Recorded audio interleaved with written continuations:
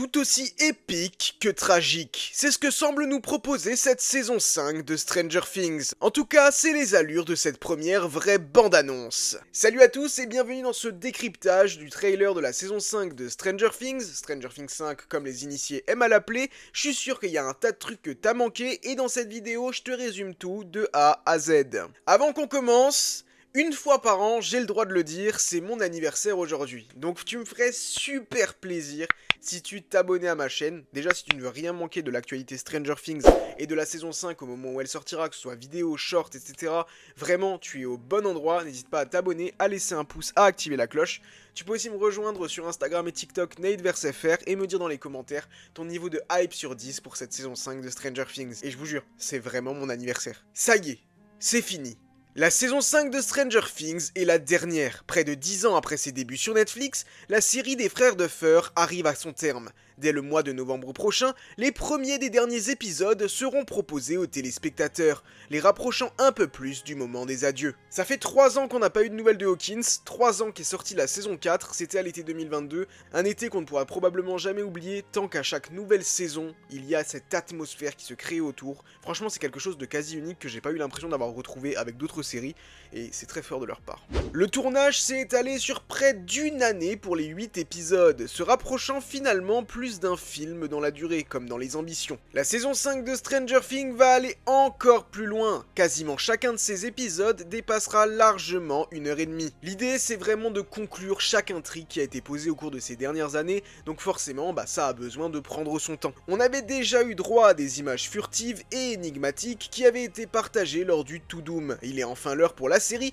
de s'offrir un véritable premier trailer. Une séquence qui en dit long sur la situation précaire dans laquelle sont nos héros. En effet, à l'automne 1987, Hawkins est marqué par l'ouverture des failles. Vecna a disparu et le gouvernement a placé la ville en quarantaine militaire.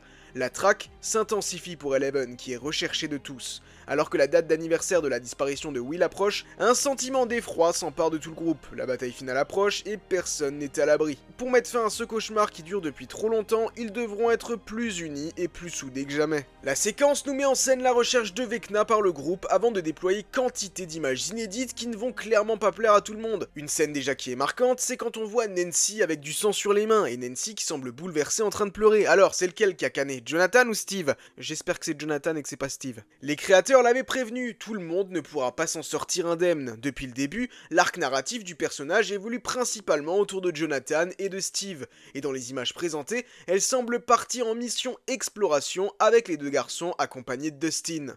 Peut-être qu'on va nous prendre à contre-pied et que c'est Dustin qui va gagner, on sait jamais. Will et 11 sont évidemment à l'épicentre de ce court trailer. Après tout, c'est avec eux que tout a commencé. Will restera un point d'ancrage avec le monde à l'envers et sa chair de poule. Une manière plutôt pratique de savoir que quelque chose se prépare. Sans surprise, sa nuque refait encore des siennes. On imagine assez facilement que Vecna ne va pas rester discrète très longtemps après le début de la série. Le trailer confirme quand même une bonne nouvelle qui devrait ravir tous les fans. En effet, Max apparaît brièvement dans les bras de Lucas alors qu'il tente d'échapper à des démons chiens dans ce qui pourrait être l'hôpital. Son sort était incertain après le final de la saison 4. Elle a des membres cassés, elle est dans le coma, et probablement aveugle, et 11 a du mal à la repérer. Pour rappel, elle avait été piégée par Vecna et a subi une partie de ses sévices avant de s'en sortir in extremis grâce à ses amis. Et si on suit la logique, numéro 1 avait besoin réellement de tuer quelqu'un pour ouvrir une brèche, mais 11 semble l'avoir en quelque sorte gardée, maintenue en vie. Maintenant, est-ce qu'elle va vraiment se réveiller? Ça va être clairement une des intrigues au cœur de la saison 5.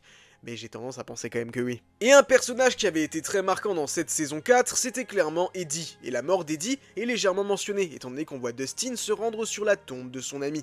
Elle a été vandalisée, alors que pour une partie des habitants de Hawkins, il est responsable de la mort de Chrissy. On peut imaginer que ce traumatisme pour la bande sera approfondi, et surtout pour Dustin.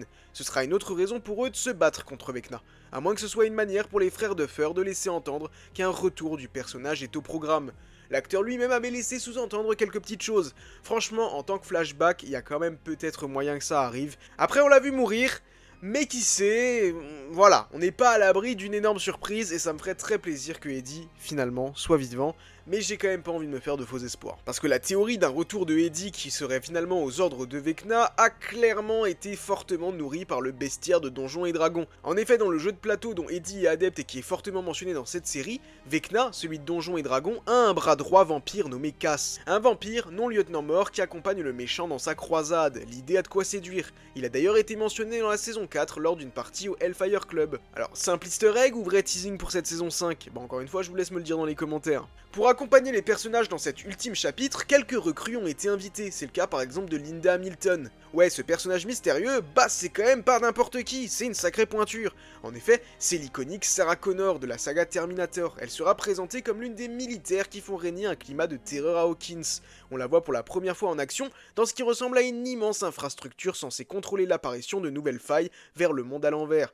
Du reste, les spectateurs pourront retrouver comme à son habitude Millie Bobby Brown dans la peau de 11, Finn Wolfhard dans son rôle de Mike, et David Harbour et Winona Ryder pour jouer les adultes responsables. Robert Englund devrait reprendre du service pour incarner Victor Krill, le personnage est initialement lié à Vecna ou numéro 1 pour les intimes. Je vous l'accorde, l'ultime saison, son mode de diffusion est particulier. En effet, elle ne sera pas proposée en 2, mais bien en 3 salves d'épisodes. Mais bon, à des dates pour le moins audacieuses. Les 4 premiers épisodes seront rendus disponibles le 27 novembre, tandis qu'il faudra attendre le 25 décembre en France pour profiter des 3 suivants, et l'ultime chapitre, qui sera le plus long en termes de durée, arrivera quant à lui le 1er janvier vers 3h du matin. Ouais, ça promet un réveillon des plus intenses, parce qu'honnêtement, je pense que personne sera en train de faire la fête, et tout le monde sera devant Netflix. The Crawl, The Vanishing of on ne sait pas quoi, The Turnbow Trap et Sorcerer seront disponibles le 27 novembre. Choc Jock, Escape from Camazotz et The Bridge seront disponibles le 25 décembre et The Right Side Up sera disponible le 1er janvier. Ouais, ce sont le nom des épisodes. Évidemment, il va y avoir encore d'autres trailers à décrypter d'ici là